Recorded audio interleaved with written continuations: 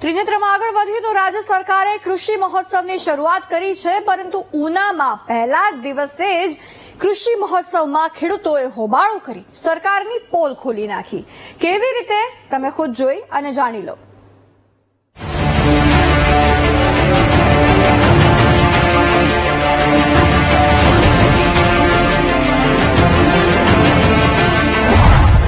કૃષિ મહોત્સવમાં ખેડૂતો વિફર્યા, અધિકારીઓની થઈ ગઈ બોલતી બંધ, સરકારની વાહવાહી કરવી અધિકારીઓને ભારે પડી। ઉના માર્કેટિંગ યાર્ડ ખાતે રવિ કૃષિ મહોત્સવ ખુલ્લો મૂકવામાં આવ્યો છે, જેમાં તાલુકા પંચાયતના અધિકારીઓ અને કૃષિ અધિકારીઓ હાજર રહ્યા અને સરકારની યોજનાઓને લઈને ગુણગાન ગાવા લાગ્યા,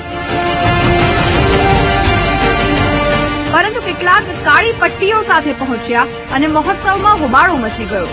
ખેડૂતોએ અધિકારીઓ સામે દેખાત કરતા અધિકારીઓની બોલતી બંધ થઈ ગઈ, પરંતુ આ બોલતી બંધ કરનારા મુદ્દા કયા હતા તો તમે ખુદ ખેડૂતોના મુખેથી સાંભળી।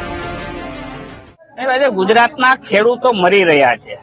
ગુજરાતના ખેડૂતોએ શિયાળુ વાવેતર કરવા માટે ઠેર ઠેર ડીએપી ની ખરીદી કરવા માટે ધક્કાઓ ખાધા, ડીએપી ના મળ્યું, વાવેતર કરી દીધું। એ પછી અત્યારે યુરિયાનો સમય છે, યુરિયા માટે ઠેર ઠેર ધક્કાઓ કામ પડતું મૂકીને ધક્કાઓ ખાય છે, છતાં યુરિયા મળતું નથી।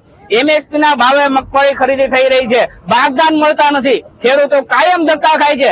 કિસાન સન્માન નિધિ યોજનાના 2000 ના હપ્તા માટે તાલુકા પંચાયતમાં ધક્કા ખાય તો ત્યાં કર્મચારીઓ નથી, એક પણ કચેરીમાં કર્મચારીઓ નથી।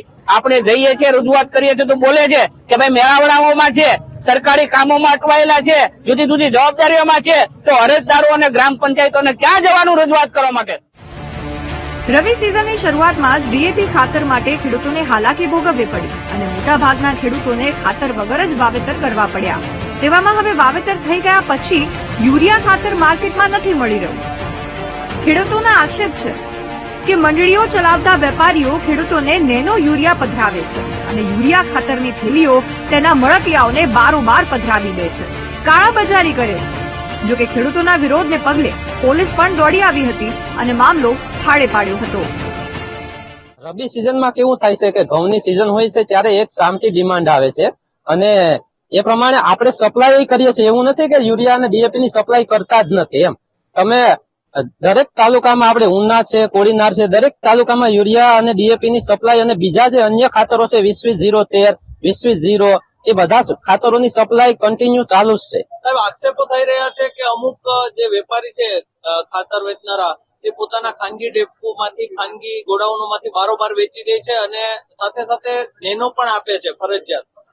તો નેનો ની વાત કરીએ તો આપણે ફરજિયાત નેનો આપવાની કોઈ ભલામણ નથી અને આક્ષેપો છે તો આક્ષેપો એ સતત પાયા વિહોણા છે અને એની આગળ પણ તપાસ ચાલુ જ રહેશે અને તપાસ કરવામાં આવેલી જ છે ઓલરેડી।